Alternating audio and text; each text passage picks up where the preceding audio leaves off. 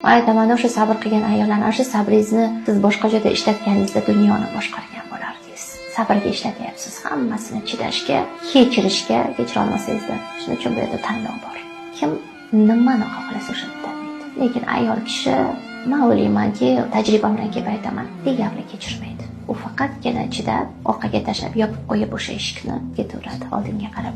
Zato bolalarimni otasi bor, zato oilam bor deyishadi. U yerda bolalar baxtli emas. Biz shunchalik o'ylaymizki, bolalarimizda yashirsak, bola buni sezmaydi deb o'ylaymiz. Siz yashirasizmi? Kechqurun eshikni yopib yig'laysizmi?